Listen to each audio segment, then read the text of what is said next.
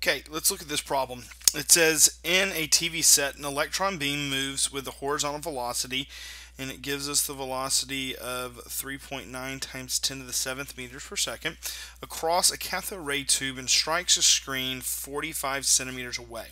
The acceleration of gravity is 9.8. And it says how far does the electron beam fall while traversing this distance. So it is a projectile problem. It says it moves with a horizontal velocity. So it's telling us it only has a horizontal velocity. It doesn't have a vertical velocity or a y velocity. So basically this is exactly like being thrown off a cliff or anything like that.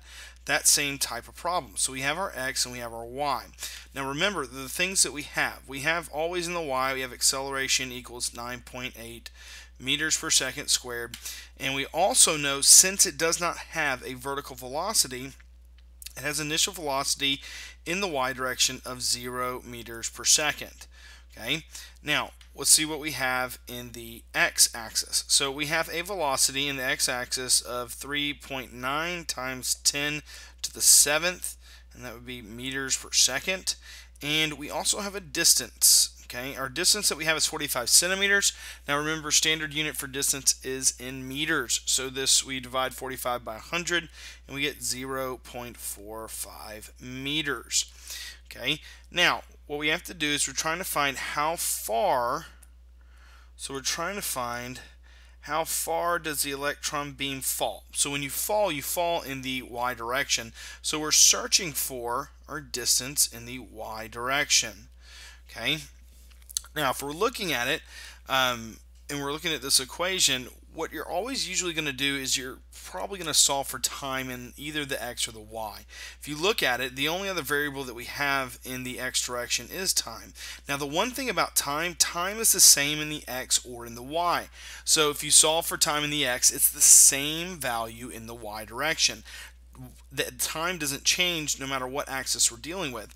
So the first step that we're going to do is we're going to solve for time, and we're going to solve for that in the x direction. So we're going to use the equation. It's a constant velocity equation. Velocity equals our distance all over our time, and we're solving for time, so we'll just switch those two variables, our velocity and our time, and we'll get time equals our distance all over our velocity. So let's go ahead and plug in our distance. Our distance was 0.45 meters. Our velocity was 3.9 times 10 to the 7th meters per second. Okay, and we go ahead and we plug this in, and this will give us our time value, which is the same in both the x and the y. So we get our 1.15 times 10 to the negative 8 seconds. Okay, that is our value that we're going to have, and it's the same value that's in our y. So we can go ahead and we can say that, hey, that goes for our time in our y. So if we look at it, we figure out that we do if that, I-F-D-A-T,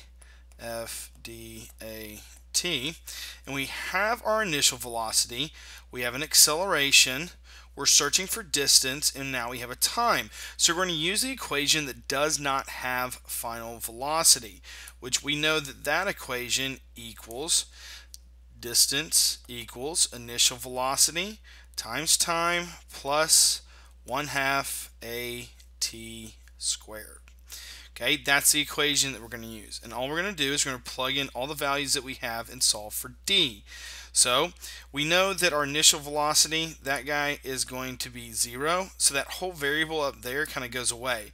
So we get distance equals 1/2 our acceleration times time squared.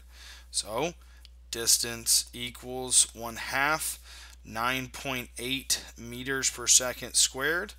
And then we have our time, which we solve for, which is 1.15 times 10 to the negative 8th seconds. Square that value. And when we plug all of this into a calculator, we should get a distance right around 6.52 times 10 to the negative 16th meters. And that is the distance that it will fall.